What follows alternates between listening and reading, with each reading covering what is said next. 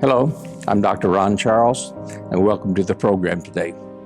You know, one of the most famous teachings in all of history, many historians say this, many teachers, philosophers say this, say that the most famous, or at least within the top three most famous teachings in all of history, is what we call the Sermon on the Mount, as recorded in Matthew 5, 6, and 7. And it addresses almost everything. But what this sermon was, some people say it was a number of sermons over a period of time. Others say no, it was all in one setting. But regardless of when and how and the circumstances surrounding it, we have recorded it all at the same time as one setting. And what this was Jesus' teaching to 6 of his disciples. At this time, he only had 6. And they were about ready to go into ministry with Jesus. They would be assisting him. They would be his associates in whatever would be done. And so Jesus told them, you must be prepared.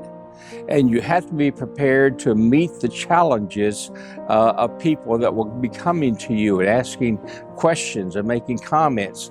And you have to be prepared yourself, spiritually, physically, psychologically, in all areas of your life, to help these people and to give them the type of answers that they need. Now, later on, another year down the road, Jesus had a similar teaching that we in the Christian religion call the Sermon on the Plain, which Jesus then repeated some of these same type of principles that he said on the Sermon on the Mount, but this was given to the 12 disciples, and it was given to them just before he sent them out 2 by 2 to minister. But let's go back to the Sermon on the Mount here today. And it's Jesus took his disciples up to a small little hill. They called it a mountain there in Israel. It's called the Horns of Hattin. The Horns of Hattin was an extinct 2-cone volcano, and it hasn't been active for many thousands of years. But Jesus took them there. You could oversee into to the Jordan River Valley. You could see over into the Lake of Gennesaret, or we also call it the Sea of Galilee. Very beautiful place. And to the left of them was the ruins of the city of Sepphoris. And Sepphoris was a multinational city. They had Greeks there, they had Romans there, in fact, a number of Romans. Jews were there, Persians, different people. So it was a relatively large city before it was destroyed by the Romans. And when being destroyed by the Romans was something that was made an impact on Jesus. And Jesus was 17 years old when this happened.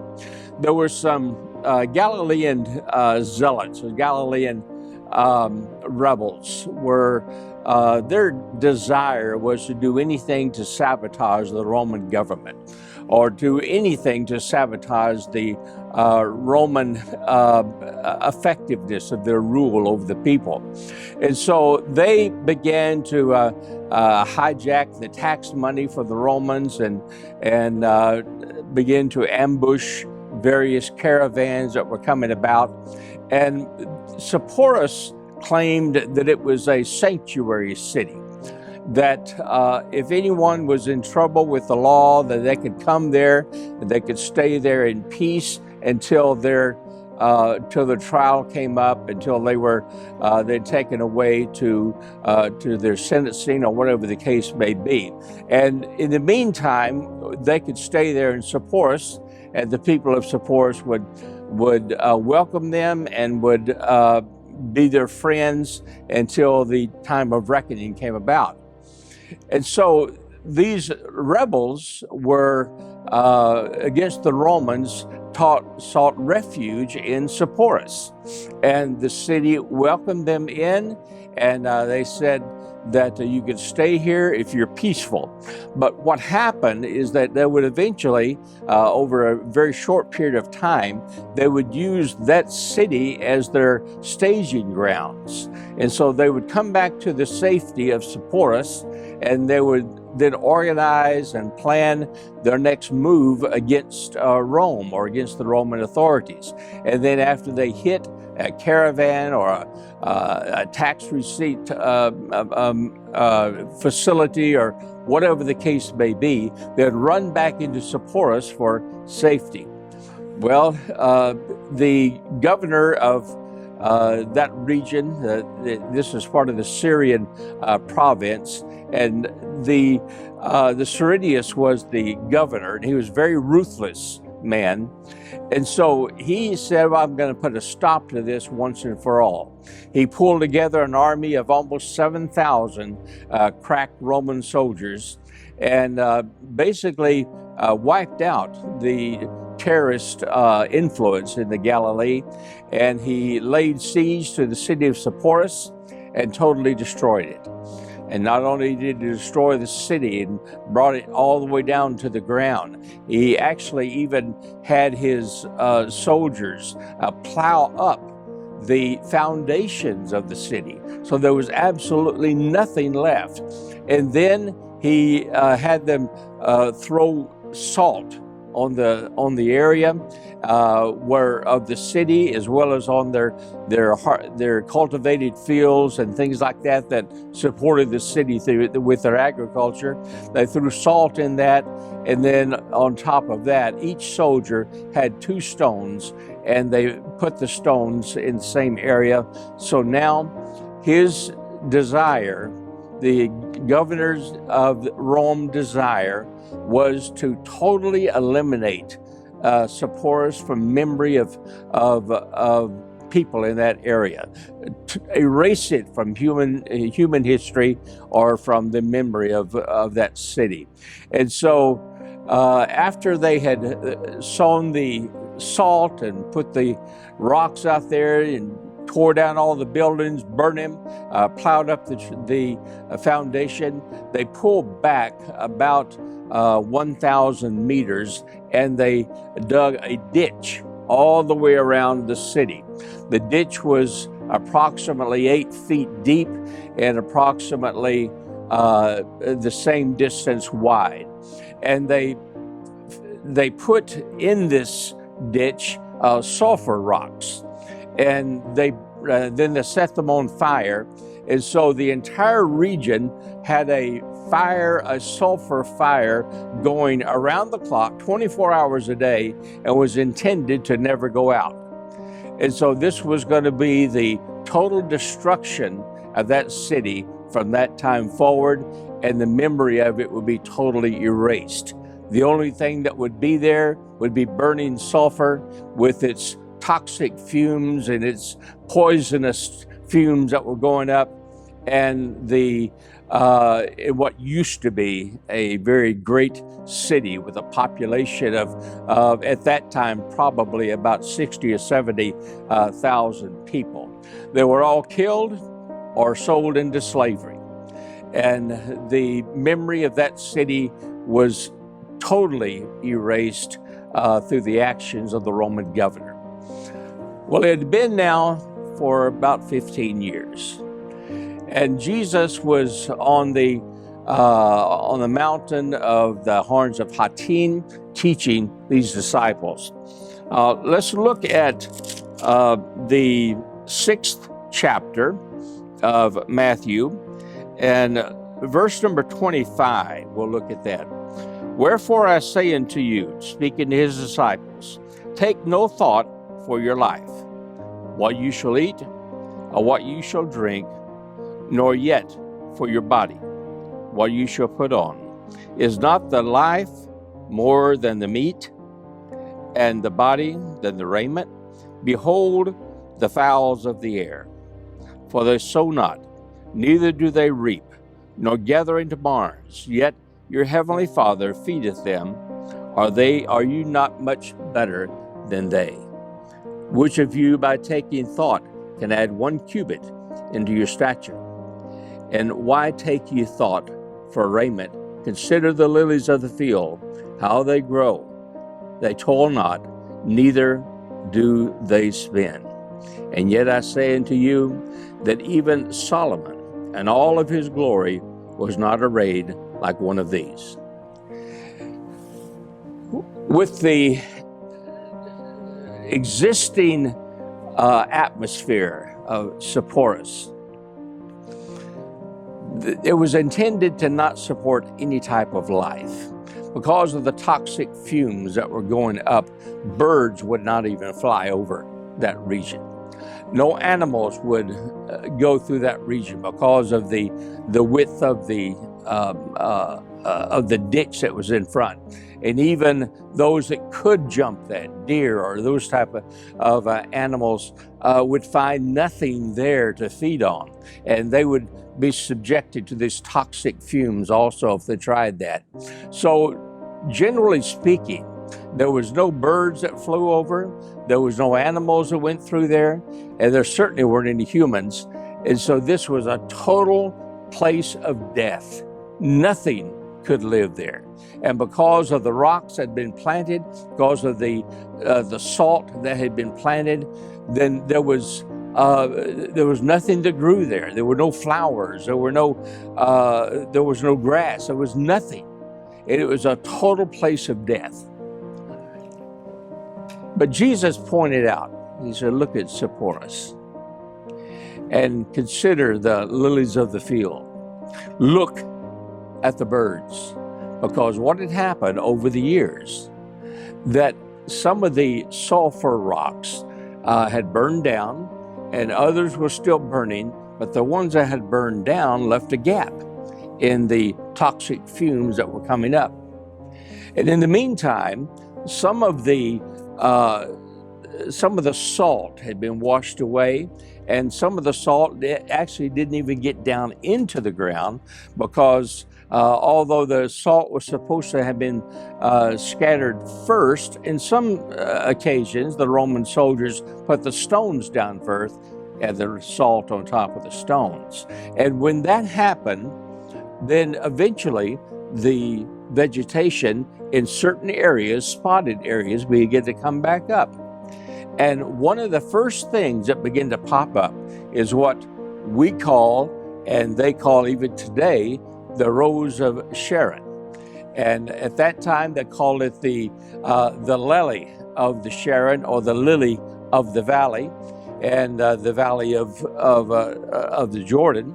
And so those flowers begin to come up, and Jesus pointed to them, and he says, you are going to be attacked by your enemy. And your enemy is going to seek to destroy you because it will seek to destroy me. And when they seek to destroy you, then be confident. Look at these birds that are going in and out. They're going in, they're finding seed, they're finding plants, and they fly back out without being hurt. Even in the very midst of the death, in the very midst of the poison, your Heavenly Father takes care of them and feeds them. Now look at the flowers. They weren't intended to grow there. They were intended never to have life in that region ever again. But look at them. Those flowers that were never meant to live are popping up. And not only that, they are arrayed in absolute beauty, and they are gorgeous. And it's beauty that is existing in the very midst of death, in the very midst of destruction. He says, your Heavenly Father takes care of them. The birds don't have to harvest. They don't have to sow seed. But your Heavenly Father is taking care of them even in the very midst of what was intended to be destruction and what was intended to be total and complete death. Your Heavenly Father is taking care of them. And look at the lilies of the field. There was no intention for these lilies to ever to ever come up in the midst of that death. No flowers were intended to ever grow again in this region because the enemy was there. The enemy had destroyed it, destroyed its ability to produce fruit. But yet, look at it. Even Solomon, as great as he was, and all the riches that he had, could not match what your Heavenly Father is doing with these flowers. Now, as we go out to minister, you will be confronted by this same enemy. And this enemy is there to destroy you. I am your master. They will seek to destroy me, and if they do that to me, how much more to you? There will be times which you will feel dead. You will feel like that you're surrounded by death, and that whoever comes in contact with you will also experience that death.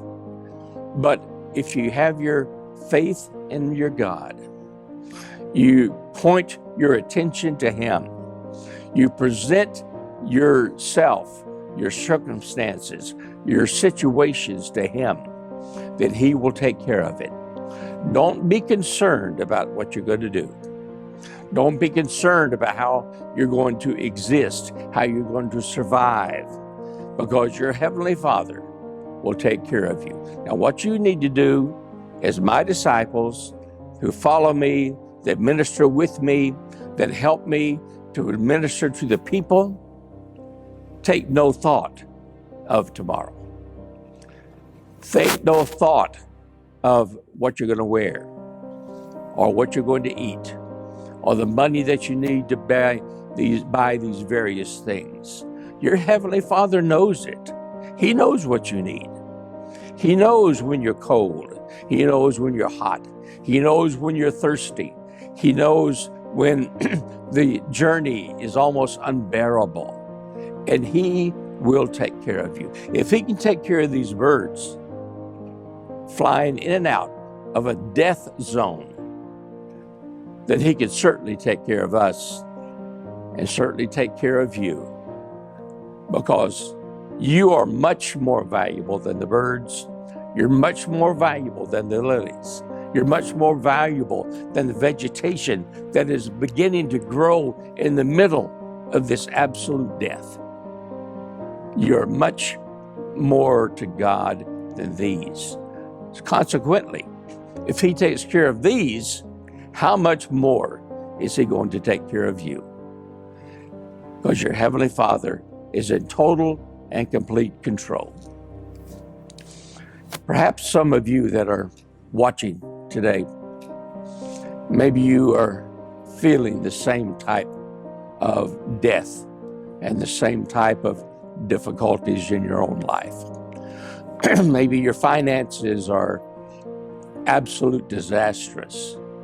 Maybe your family life is dead, and it seems like nothing is coming out of your family, or nothing is coming out of your household except poisonous gases. And perhaps everything in your life seems to be dead and falling apart. But God is not the author of death. God is not the author of destruction. He is the author of restoration. And just like Zipporus was scheduled to never have life again, for as long as the world existed, there would not be any life there. But God had other ideas, and the symbol of life began to come back. The vegetation, the flowers, the birds, and before long, even animals began to come back. And now you can go to Israel, and you can, as a tourist, you can tour the ruins of Zipporus, because there was a city that was again laid in that same general region. And it was the new Zipporus, and it was built, it became a very wonderful city the ruins of which are still there today. And it became a city that was known as the city of the Phoenix, is what they used to call it at the time of Jesus and at the time of the Roman occupation. The phoenix was a mythological Greek bird that came up out of his own ashes and lived again. And it was reborn in the very midst of death. And they called Zipporus the city of the phoenix, because it too came out of its ashes and lived again. But before all that happened, Jesus was speaking to his disciples, and he says, your Father will take care of you. Some of you may be wondering what you're going to eat on this trek with me. You may be wondering what happens when my shoes wear out. What happens with my clothing? How do I get winter clothing if we're dressed in summer apparel? But Jesus says, don't worry about it. Don't worry about it, because God takes care of those whom he loves, and those especially who are working for him. And so if death has consumed you, has consumed your family, death and destruction, you see no way out, then go out on your back porch or into your yard and take a look. Take a look at the grass. Take a look at the flowers. Take a look at the trees and see the birds that are up there, and they're flying. And if your Heavenly Father takes care of them, shows them where the food is so they can eat, shows them how to survive in the very midst of winter, then certainly he will take care of you. And in the very midst of that destruction of your family, of your job, of your finances, your God will come to your rescue. He will minister for you. He will put things together, and he will come to your aid on whatever is necessary and whatever is needed. He told his disciples, he says, your God knows what your needs are. Your Father knows where you hurt, how you hurt. He knows your emotions. He knows your physical makeup. He knows that you have diabetes. He knows that you have migraine headaches. He knows that you have arthritis in your limbs. He knows that you're having difficulties with your mother-in-law, with your father. He knows that you're having difficulties at work with your boss, with your working companions. He's not innocent of these things. He knows exactly what is happening. And this same God who knows is able to restore, able to give you peace in the very midst of the difficulty. Now, Zipporus, it did have to go through destruction. It had to go through its black period. But in the midst of it, restoration came. So in your life, God may not take the difficulty away. He may not place you into an environment of absolute total peace. He may not rain dollars from heaven for your finances. But what he will do is that he will give you peace in the middle of it. And he will give you comfort in the middle of your trial. And he will make sure that restoration does come your way. And so, like Jesus told the disciples, you are his 21st century disciples today. Jesus will never again come to this earth as he did before. He'll never come as a babe. He'll never grow up in a human family. He'll never walk the hillsides preaching, ministering, healing. He'll never do it again. He has given that privilege to us, his 21st century disciples, to you, if you're a believer in Jesus. And so he'll take care of you. And you are just as much of a disciple as these are, and he took care of them. So trust him to do the same for you.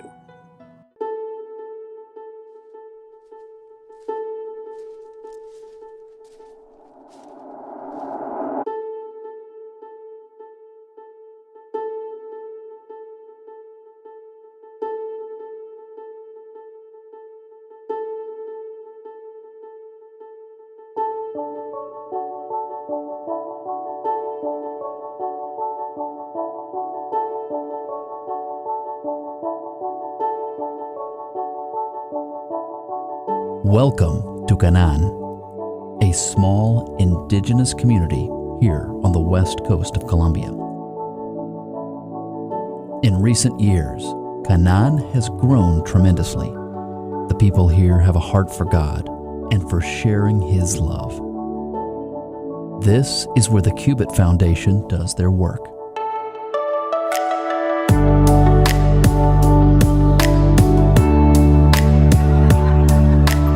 Over the years, Cubit has worked on developing the community in many ways, and by doing so, they've developed personal relationships and bonds that will last a lifetime.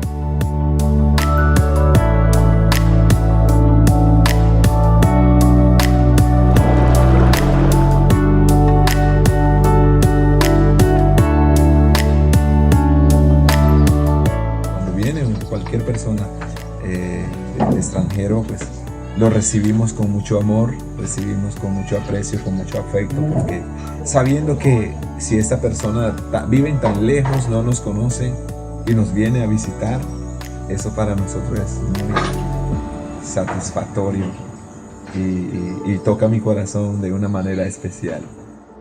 Brad Charles is one of the leaders behind Cubit and their work in Canaan, Colombia. His passion is for helping people in need around the world and doing God's work out here on the mission field.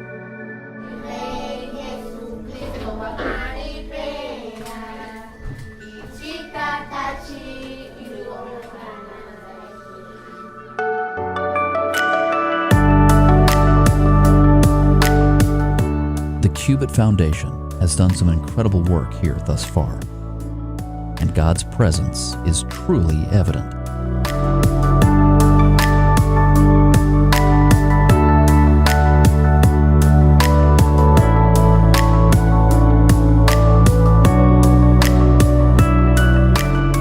Partnerships with local Colombian churches, Cubit has taken part in service to the village of Canaan.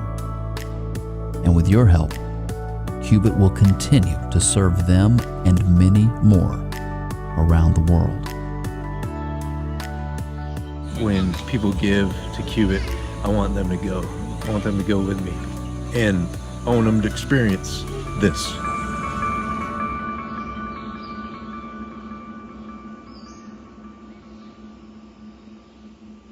Lo imposible para el hombre es posible para Dios.